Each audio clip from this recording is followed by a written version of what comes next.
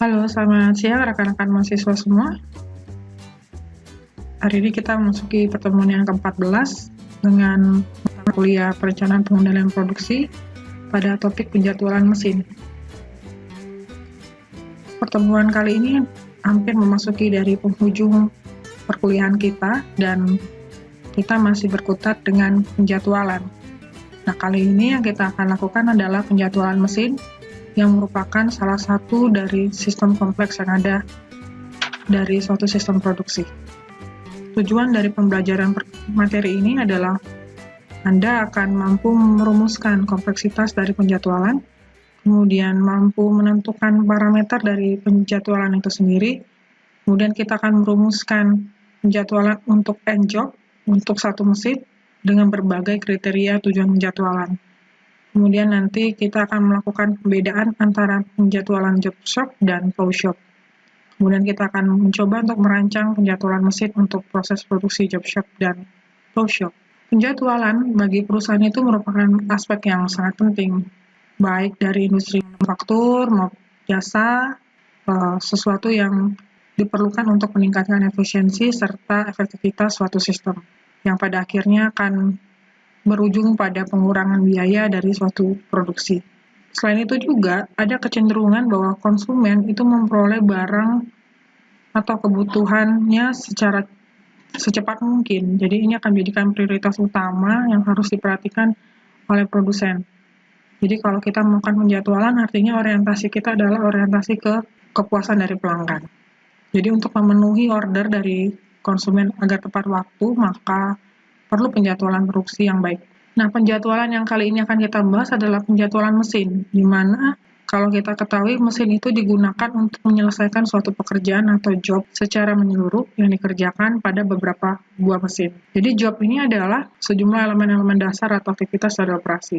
Jadi ketika kalian ingin membuat pena ini, kita akan melakukan job-job misalnya untuk membuat atasnya, bagian tutupnya, topnya, bagian bodinya, dan bagian belakangnya. Jadi kita ada elemen-elemen dasar pada saat kita melakukan yang namanya proses pembuatan dari pena ini. Itu adalah job, jadi kombinasi dari sejumlah elemen-elemen dasar atau aktivitas atau operasi dari suatu sistem produksi. Setiap aktivitas itu membutuhkan alokasi sumber daya selama periode waktu tertentu yang disebut dengan waktu proses. Jadi ketika kalian tahu waktu siklus kemarin, kita akan tahu berapa lama waktu proses pembuatan dari pembuatan tutupnya, pembuatan bodinya, dan pembuatan bagian bawah dari si produk tersebut. Kalau kita ingin melakukan penjadwalan, artinya kita pasti mengetahui tujuan dari penjadwalan itu sendiri adalah untuk meningkatkan penggunaan sumber daya dan mengurangi waktu tunggu dari kita mulai melakukan proses sistem sampai selesainya. Kemudian kita akan mengurangi berapa banyak persediaan yang setengah jadi atau mengurangi jumlah pekerjaan yang menunggu.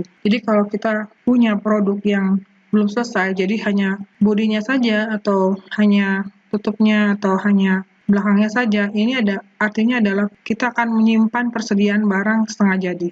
Jadi bukan berupa untuk produk akhir. Kemudian yang ketiga adalah mengurangi keterlambatan waktu penyelesaian pekerjaan, karena hal ini adalah berhubungan dengan janji yang sudah kita buat pada penjadwalan agregat dan agregat. Nah, pada penjadwalan mesin itu dibedakan dalam beberapa kondisi. Bisa pertama dari segi mesinnya, yaitu mesin yang digunakan bisa mesin tunggal atau mesin majemuk. Kita menggunakan cuma satu mesin untuk beberapa proses, setiap proses punya satu, setiap proses lain punya satu. Jadi itu adalah berdasarkan mesinnya. Kemudian berdasarkan pola aliran proses, kemudian berdasarkan pola kedatangan pekerjaan dan sifat informasi yang diterima.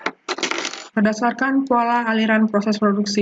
Jadi di dalam pola aliran proses produksi itu dibagi menjadi dua, yaitu aliran flow shop dan job shop. Aliran flow shop itu adalah di mana pola aliran proses dari urutan tertentu yang sama. Jadi misalnya kita harus untuk membuat pena ini, kita mulai dari pembuatan tutupnya atau bodinya atau kemudian dilanjutkan dengan bagian belakang. Jadi itu adalah proses yang berurutan dengan waktu yang tertentu. Itu aliran flow shop. Kemudian aliran job shop. Aliran job shop itu adalah setiap pekerjaan memiliki pola aliran kerja yang berbeda. Jadi misalnya proses 1 bisa lanjut ke proses 3, proses 2 bisa lanjut ke proses 4. Sebelum kita melakukan penjadwalan, ada beberapa kriteria untuk meyakinkan bahwa penjadwalan itu sukses. adalah perhitungan beberapa waktu-waktu yang ada. Yang pertama adalah perhitungan dari processing time. Processing time ini sendiri adalah kita menaksir berapa lama waktu yang kita perlukan untuk menyelesaikan suatu pekerjaan. Jadi kita harus tahu berapa lama kita membuat yang namanya molding dari si tutup atau body atau bagian belakang dari pena ini. Kemudian yang kedua adalah completion time. Completion time ini adalah rentang waktu. Rentang waktu dari tugas pekerjaan pertama, di mana dimulai dari nol sampai waktunya itu selesai. Nah, kalau yang namanya processing time bisa berarti dia seluruh pekerjaan itu berapa lama waktunya. Tapi kalau completion time itu mulai dari nol sampai satu pekerjaan selesai, pekerjaan pertama, kemudian lanjut dari pekerjaan pertama ke pekerjaan kedua, dan hitungannya adalah mulai dari nol. Kemudian flowing time. Flowing time atau flow time yang ditandai dengan FI, ini adalah rentang waktu antara satu titik di mana tugas tersedia untuk diproses dengan suatu titik tersebut selesai. Yang keempat adalah due date. Due date ini adalah batas waktu yang ditentukan untuk tugas yang telah lewat yang akan dinyatakan terlambat. Jika terlambat, akan denda. Artinya adalah batas waktu berapa lama waktu yang maksimum yang dilakukan untuk menyelesaikan tugas atau job. Kemudian waktu tunggu. Jadi misalnya waktu tunggu itu adalah berapa lama saya akan menunggu si cover ini selesai. Kemudian berapa lama saya akan menunggu si body selesai supaya saya bisa melanjutkan untuk mengerjakan yang bagian belakangnya. Nah, itu waiting time. Kemudian adalah slack. Slack itu adalah perbedaan antara waktu sisa dari batas waktu dengan waktu prosesnya. Jadi misalnya saya dikasih tugas untuk menyelesaikan pekerjaan job 1 ini. Nah, saya akan menghitung slack itu adalah berdasarkan berapa sisa waktu yang diberikan kepada saya dan berapa waktu yang ternyata terjadi ketika saya menyelesaikan produk ini. Itu disebut dengan slack. Jadi processing time-nya itu berapa banyak, kemudian DI itu adalah waktu kita terlambat untuk menyelesaikannya. Jadi biasanya dia akan lebih lama, due date itu lebih lama daripada dengan processing time-nya. Jadi kita akan tahu slack-nya itu berapa gap-nya antara due date dan processing time.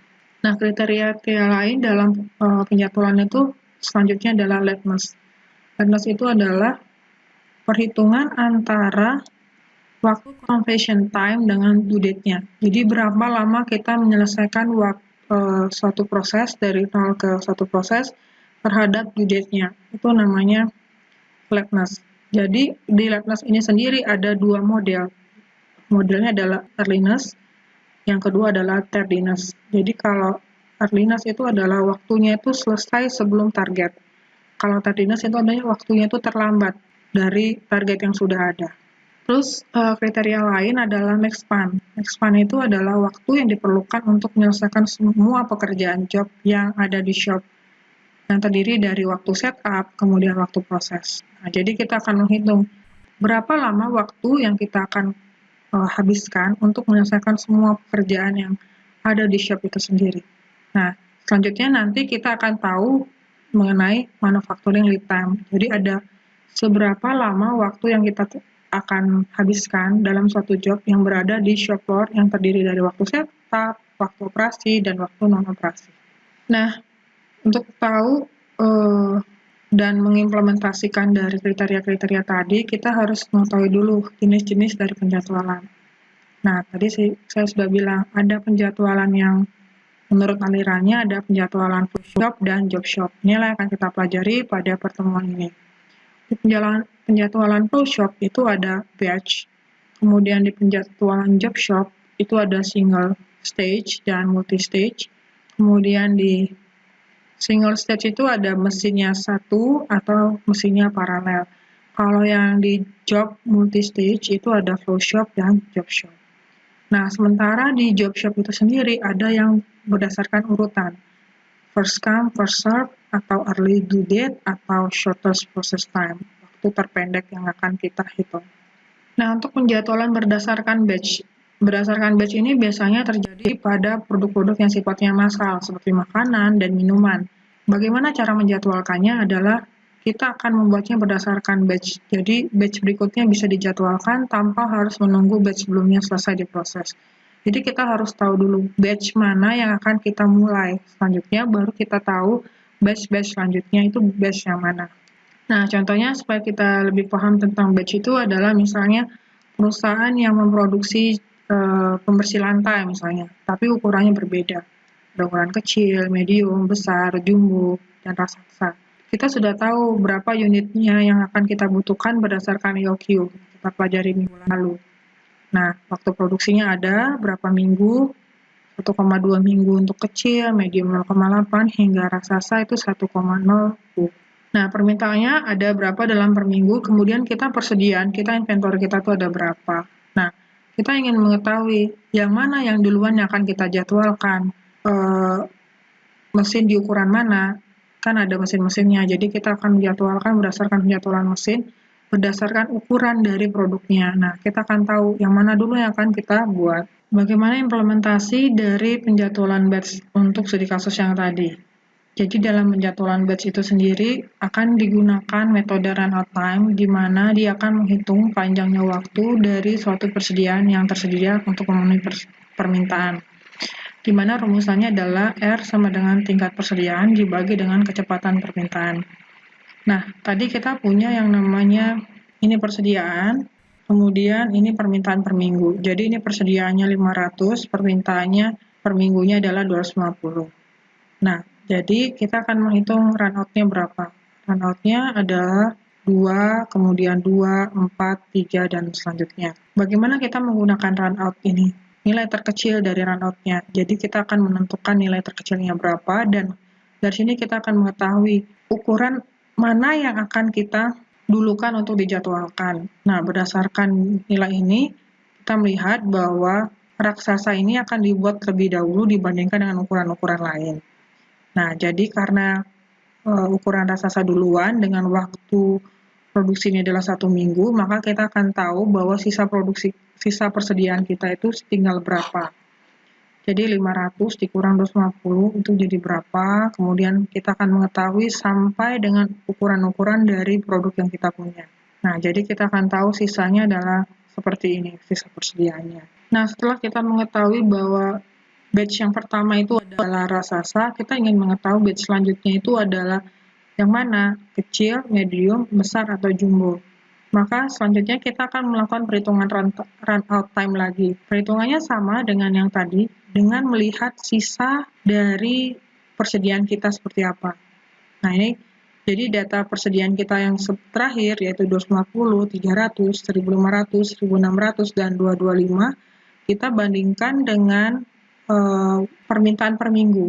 Permintaan per minggu kita adalah stabil, 250, 300, 500, 800, dan 300.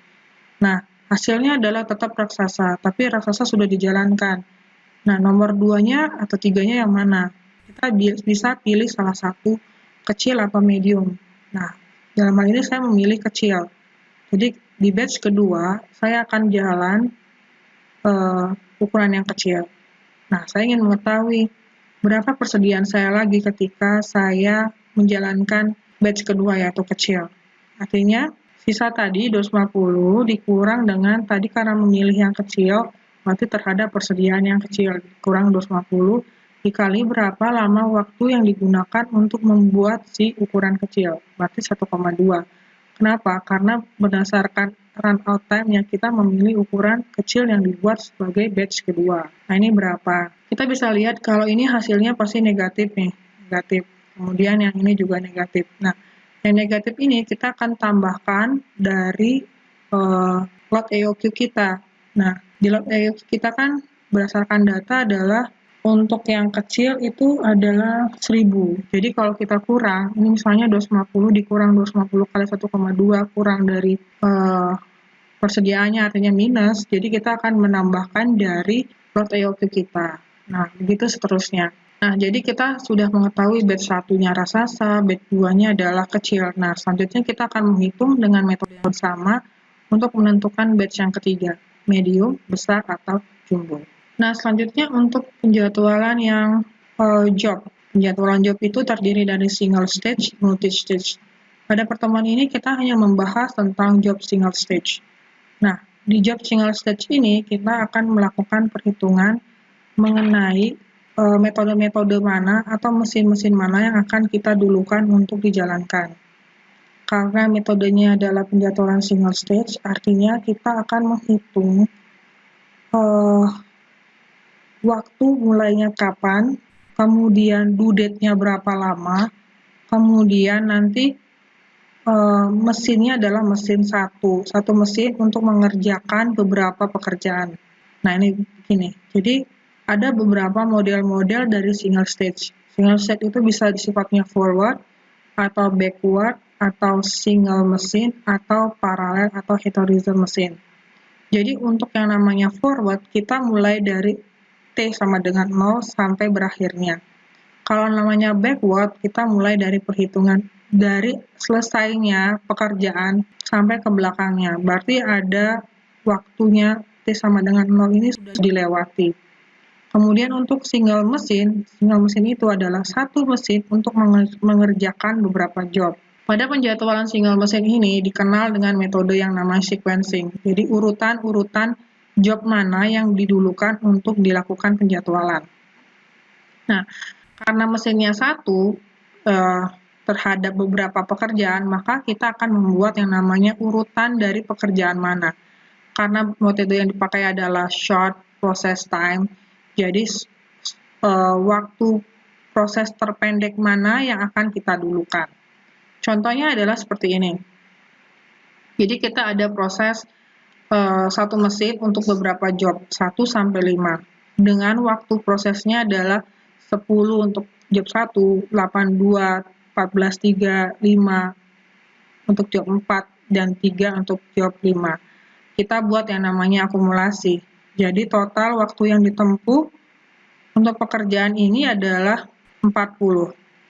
Tapi ketika ditotalkan adalah jumlahnya 137. 10 tambah 18 tambah 32 tambah 37 tambah 40 sama dengan 137. Dengan rata-rata aliran waktunya adalah 27,4. Kalau kita menggunakan metode shortest processing time, waktu proses terpendek, maka kita lihat dulu waktu yang terpendek. Terpendek itu adalah di job 3, job 5, job 2, job 1, dan job 3. Jadi kita urutkan berdasarkan waktu terpendeknya. Total waktu yang ditempuh untuk flowing time itu adalah sama, untuk terakhirnya adalah 40 detik misalnya gitu. Kemudian ditotalkan adalah 93. Jadi mean flow-nya adalah akan lebih rendah. Jadi ini disebut dengan shortest processing time. Ada juga metode menggunakan batch shortest processing time. Jadi kita akan jelaskan di pertemuan atau diskusi online kita beserta EDD dan metode-metode yang lain. Itu saja penjelasan umum mengenai penjadwalan mesin. Selanjutnya kita akan berdiskusi secara dalam diskusi online kita. Terima kasih dan selamat siang.